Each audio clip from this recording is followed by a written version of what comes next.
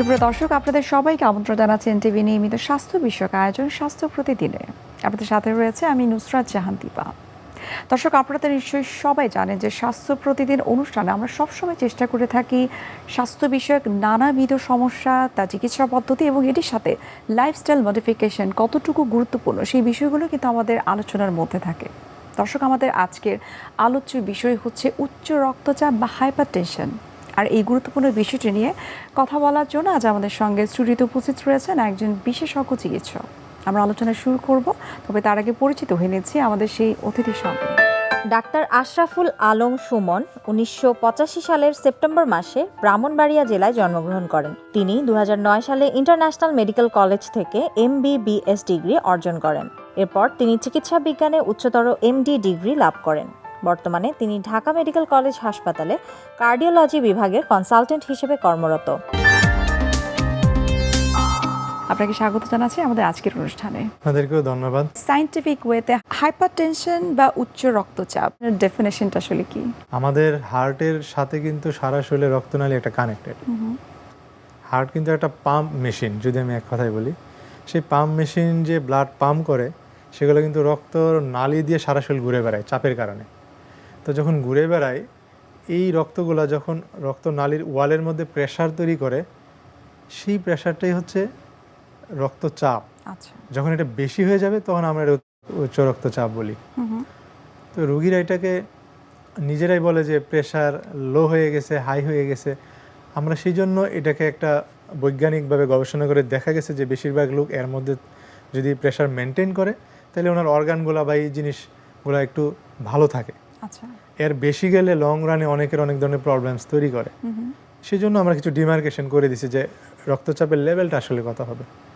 হ্যাঁ, সেটা হয়তো বা অ্যাভারেজ আমরা খুব গ্রসলি প্রেশারটা তো দুই ভাগে ভাগ করি, সিস্টোলিক, ডায়াস্টোলিক। সিস্টোলিক মানে উপরের প্রেশারটা, মানে আপনি উপরে কত পেলেন সেটাকে আমরা বলি 100 থেকে 140 নর্মাল। নিচের প্রেশারটা আমরা বলি 60 থেকে 90 নর্মাল। মিলিমিটার অফ মার্কারি হচ্ছে এটার একক। এখন একটা বিষয় আপনাকে, মানে আমাদের গবেষণাগুলো কিন্তু অলরেডি এগুলো অ্যাস্টাবলিশ করে ফেলছে, যদিও প্রেশারটা 100 থেকে 140 উপরেরটা নর্মাল, আমরা কিন্তু হায়ার নর্মালটাকেও প্রেশারের কাছাকাছি বলতে চাই। আচ্ছা, সাপোজ 140 আপনার নর্মাল ডিমার্কেশন, 130, 35, 38 এটাও কিন্তু প্রেশারের ধারে কাছে থাকা, মানে প্রেশারের মতো ইম্প্যাক্ট আপনার একসময় হতে পারে। আচ্ছা, সেটাকেও আমাদের নলেজে রাখা লাগবে। কারোর ক্ষেত্রে প্রেশার বেড়ে যাচ্ছে, কারোর ক্ষেত্রে প্রেশার একটু কম থাকে। এই কম বা বাড়তি হওয়ার কারণটা আসলে কি? আমাদের যে প্রেশার আমরা কিন্তু দুই ভাগে ভাগ করি। একটা বলি যে প্রাইমারি কজ, একটা সেকেন্ডারি কজ। প্রাইমারি কজটা মানে হচ্ছে আপনি জানেন না যে আসলে প্রেশারটা কেন হয়েছে। সেকেন্ডারি মানে আমরা জানি যে প্রেশারটা কেন হয়েছে। যেমন যার ডায়াবেটিস আছে, যখন আপনার সুগার বেড়ে যাবে ব্লাডের মধ্যে, এটা গাঢ় হয়ে যাবে। গাঢ় হলে এটাকে আমরা বলি রেজিস্ট্যান্স হবে তখন বেশি। রেজিস্ট্যান্স মানে বাধাপ্রাপ্ত হবে। বাধাপ্রাপ্ত হইলে কিন্তু প্রেশারটা বেড়ে যাবে। তার মানে যার ডায়াবেটিস আছে, উনি যদি মনে করে ডায়াবেটিসটা কন্ট্রোল করবে, প্রেশারটা কিন্তু কন্ট্রোলে থাকবে। তাহলে ডায়াবেটিস কন্ট্রোল করো, প্রেশার কন্ট্রোল অন্তরায়। আবার যার ডায়াবেটিস আছে তার প্রেশার হবে, এটাও কিন্তু ঠিক। এটা একটা কারণ। তো এটা কারণ তো আমরা জানি যে ডায়াবেটিস প্রেশার করে।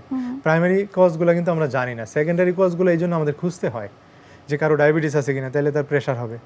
কারো কোনো ইনফ্ল্যামেটরি লেশন, অর্থাৎ রেগুলার ভেসেলে, যেই ভেসেলটা আমি বললাম যে প্রেশার হয় কোথায়, রক্তনালীর মধ্যে, তো রক্তনালীর যদি কোনো ডিজিজ হয় তাহলেও তো তার প্রেশার হতে পারে। আরেকটা কারণ হলো যে আমরা প্রেশার হয় কিনা, যে সেটার সাথে অনেকগুলো আরও সেকেন্ডারি কারণ আমরা যুক্ত করি। যেমন কারো থাইরয়েডের প্রবলেম থাকে, তার প্রেশার হতে পারে। কারো কিডনি প্রবলেম থাকে, তার প্রেশার হতে পারে।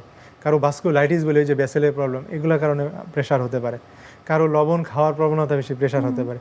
কারো অনেক ওবেস পারসন, তার শরীরের প্রত্যেকটা মাসেলকে যদি ব্লাড পৌঁছায় দিতে হয়, খুব স্ট্রেনলি হার্টকে পাম্প করতে হয়, তার প্রেশার হতে পারে। অথবা কেউ স্ট্রেসে আছে, অ্যালকোহল নেয়, কুশিং সিনড্রোম, অথবা সে ওরাল কন্ট্রাসেপটিভ পিল নেয়। অনেক ফিমেলরা আছেন যাদের প্রেশার আছে। আপনি কোনো ড্রাগ নিয়ে থাকেন যেগুলো প্রেশারের জন্য দায়ী। আরেকটা গুরুত্বপূর্ণ বিষয়, আমরা অনেক রোগী পাই যে বিভিন্ন অল্প বয়সের ছেলেরা বিভিন্ন ধরনের ড্রাগ অ্যাবিউজ বলে আমরা, ড্রাগ অ্যাবিউজার, তারা কিন্তু এইসব ড্রাগ অ্যাবিউজের কারণে প্রেশারের রোগী হয়ে যাচ্ছে। এগুলো হচ্ছে কজ। এই কজগুলো যদি আপনি আইডেন্টিফাই করতে পারেন, তখন কিন্তু একটা কোশ্চেন আসবে যে এই কজগুলো রিমুভ করতে পারলে কিন্তু প্রেশার ভালো হওয়ার সম্ভাবনা থাকে। জেনেটিকগত কারণ, আমার বাবা মায়ের যেহেতু আছে, আমার তো প্রেশার হবেই, এই বিষয়ে তাদের প্রতি কোনো মেসেজ রয়েছে কিনা? মেসেজটা হচ্ছে যেহেতু ওনার ফ্যামিলিতে প্রেশার আছে, ওনার হওয়ার সম্ভাবনা আছে, এটাই ঠিক। তবে উনি সেই ক্ষেত্রে মেনটেন, ধরুন ওনার আরও পারিপার্শ্বিক কিছু আছে, তখন কিন্তু সম্ভাবনাটা আরও বেড়ে যাবে।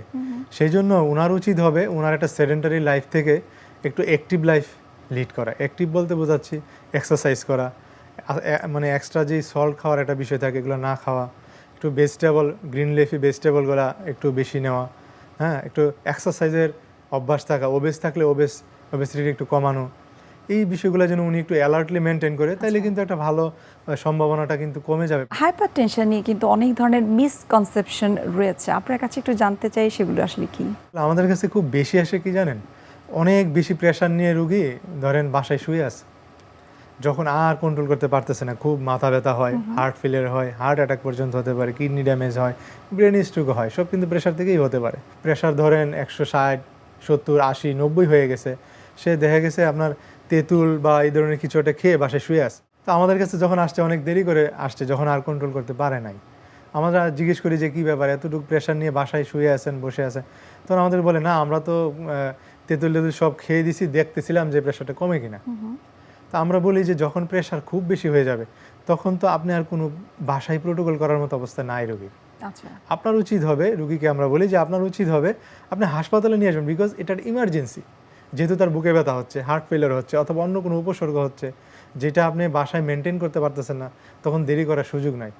যদি আমি একটু মেসেজটা আপনাদের মাধ্যমে দিয়ে দিই যে তেঁতুল বা এগুলাতে প্রেশার অনেক ক্ষেত্রে কমে, এটা কমে, গবেষণা করে দেখা গেছে কমে, সেটা কিন্তু আপনার প্রেশার যখন 180 থাকবে, এটাকে নর্মাল আনার ক্ষমতা তার নাই।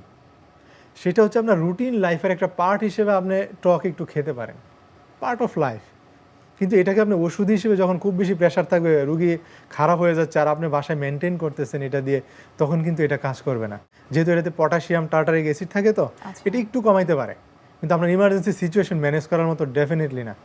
এটা খেয়ে আমার রুগী বাসায় শুয়ে থাকবে বেশি প্রেশার নিয়ে, এটা আমরা কখনোই চাই না। প্রেশার যখন অনিয়ন্ত্রিত থাকে তখন তারা খুব রেগুলার বেসিসে ওষুধ খাচ্ছেন, যখন প্রেশার কন্ট্রোলে চলে আসে তখন তারা ওষুধটাকে খাওয়া ছেড়ে দেয় অথবা একটু গ্যাপ দিয়ে দিয়ে খায়। এই বিষয়টা আপনাকে একটু জানতে চাই, এটা কি আসলে স্বাস্থ্যের জন্য ভালো কিনা? আপনাকে আমি একটা গবেষণার রেজাল্ট সম্বন্ধে বলি, তাহলে আপনার অনেকের কনসেপশন ক্লিয়ার হয়ে যাবে। একটা গবেষণায় দেখা গেছে যে কিছু কিছু রোগী ঠিক রাত্রে 3টা-4টার সময় ব্রেন স্ট্রোক হচ্ছে প্রেশারের কারণে। তখন খুঁজে দেখা গেল আমরা ধরেন সকালে ওষুধ খাচ্ছি, যে ওষুধটা উনি খাচ্ছে আমার রোগী, সেই ওষুধটা কিন্তু 10 থেকে 12 ঘন্টা কাজ করে। সকাল 8টায় যদি খায় বা 10টায় খায়, তার মানে সন্ধ্যা 8টা থেকে 10টার মধ্যে কিন্তু এটার কাজ শেষ। ওভার দ্য নাইট কিন্তু প্রেশারটা শ্যুট করতেছে, বাড়তেছে, বুড়া রাত্রে আস্তে আস্তে কিন্তু অনেক বেড়ে যাচ্ছে, আবার সকালে উনি ওষুধ রাখা আসতেছে, আবার সারাদিন আস্তে আস্তে কন্ট্রোলে আসতেছে। এই জন্য যখন রাত্রের মধ্যে ওনার ওষুধের কার্যকারিতা শেষ, আস্তে আস্তে বাড়তেছে, উনি ভোর রাতের দিকে স্ট্রোক করতেছে। এই জন্য তার মানে কি 12 ঘন্টা কন্ট্রোলে থাকতেছে প্রেশার, 12 ঘন্টা কন্ট্রোলে থাকতেছে না, এই 12 ঘন্টায় কিন্তু স্ট্রোকের ঝুঁকি অনেক বেড়ে যাচ্ছে। তার মানে আমরা যে ওষুধ গ্যাপে গ্যাপে খাচ্ছি, আপনি কিন্তু স্ট্রোকের ঝুঁকি বেড়ে যাচ্ছে। আবার করতেছি কি আমরা আরেকটা কাজ করি যে রোগীরা বলে যে ওষুধ তো খেলে কমে যাচ্ছে, আবার কি খাবো কিনা।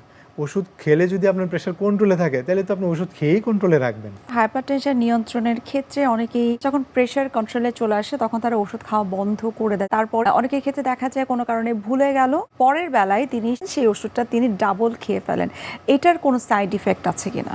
অনেকে এটা করে থাকে, যদি অনিচ্ছাকৃতভাবে হয়ে থাকে যে আমার একটা ডোজ মিস হয়ে গেছে, তাহলে আমি বলবো পরবর্তী ডোজে আপনি ডাবল খাওয়ার দরকার নাই, ডোজ কন্টিনিউ করেন।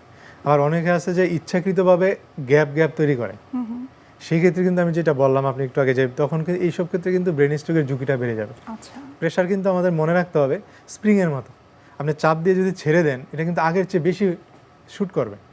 আপনার প্রেশার যদি নর্মাল 160 থাকে বা 60-এর 160 ছিল বলে আপনি প্রেশার ওষুধ শুরু করছেন, আবার মাঝখানে বন্ধ করে দিচ্ছেন, সেক্ষেত্রে কিন্তু আরও এটা শ্যুট করে আরও বেশি বেড়ে যাবে, তখন স্ট্রোকের ঝুঁকিটা বেড়ে যাবে। সেই জন্য ইচ্ছাকৃতভাবে যে গ্যাপ ডোজ করা, এটা কোনোভাবেই উচিত না। যদি কারোর ক্ষেত্রে দেখা যায় যে তার প্রেশার মোটামুটি কন্ট্রোলে আছে এবং মাঝে মধ্যে দেখা যায় সেটা হাইপার থেকে হাইপো হয়ে যাচ্ছে, সেক্ষেত্রে নিশ্চয়ই ডাক্তারের পরামর্শ অনুযায়ী ডোজ অ্যাডজাস্ট করতে হয়। এক্ষেত্রে আপনার পরামর্শ কি? যদি মনে করেন যে প্রেশার কমে গেছে, তাহলে আপনাকে 1 নম্বর জানতে হবে, আমার invariably most of the patient এসে বলে যে ওষুধটা কেন বন্ধ করছেন, যে আমার তো প্রেশার লো হয়ে গেছে। তখন আমি জিজ্ঞেস করি রুগীরে যে লো বলতে কত বোঝায় বলেন, লো কাকে বলে? আপনাকে বুঝতে হবে যে লো কাকে বলে। তাইলে যদি সত্যি লো হয়ে থাকে সেটা আপনাকে ডিমার্কেট করতে জানতে হবে যে আমার লো বলতে কত বোঝায়। সাপোজ আপনার উপরের প্রেশারটা আমি বললাম 100 থেকে 140 থাকতে হবে, তাহলে 100-র নিচে যদি চলে আসে, আপনার প্রেশার যদি ছিল অনেক বেশি, ডেফিনেটলি বেশি ছিল বলেই প্রেশার ওষুধ শুরু করা হয়েছে। সেই ক্ষেত্রে উপরেরটাই যদি আপনার 100-র নিচে 90-এর নিচে চলে আসে ওষুধ খাওয়া অবস্থায়, সেক্ষেত্রে আপনি একটু অ্যালার্ট হন, প্রয়োজনে ডাক্তারের পরামর্শ করেন, প্রয়োজনে ডোজটাকে হাফ করে ফেলেন, অথবা যেই ডোজে খাচ্ছিলেন সেটাকে আরও কমায় অ্যাডজাস্ট করেন। কিন্তু একেবারে বন্ধ করে দিলে হবে কি, এটা আরও শ্যুট করার সম্ভাবনা থাকবে। সেই জন্য আমরা অ্যাডভাইস করি যদি প্রেশার কমে যায় সত্যি, আগে প্রথম কাজটাই হচ্ছে আপনি এটা ডকুমেন্টেশন করা।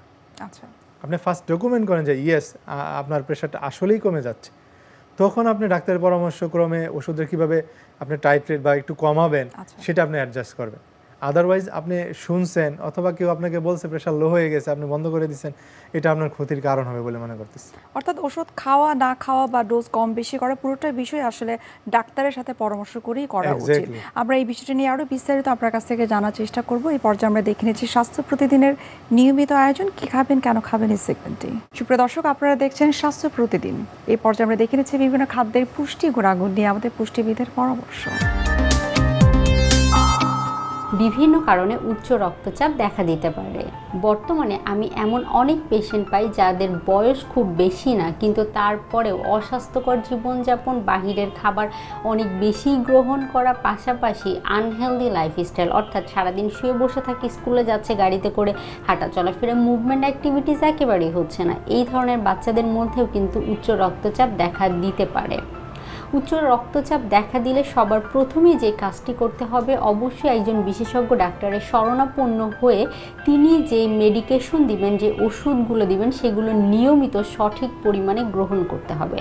তার পাশাপাশি ডায়েটারি গাইডলাইন অবশ্যই মেনে চলতে হবে।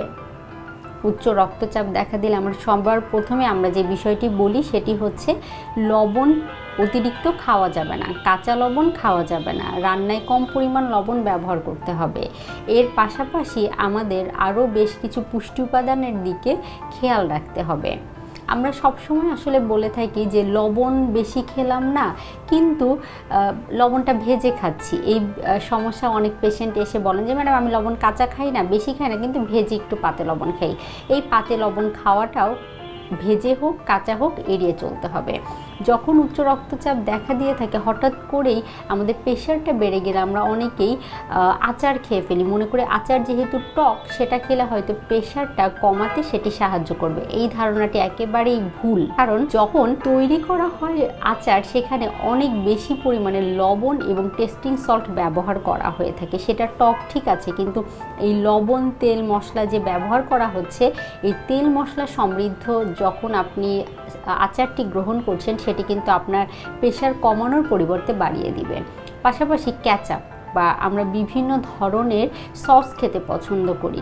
আমরা টেবিল সল্ট বা লবণ কম খাচ্ছি, কিন্তু রান্নায় সস বা ক্যাচআপ ব্যবহার করা হচ্ছে, এমন ধরনের খাবার প্রতিনিয়ত গ্রহণ করছি।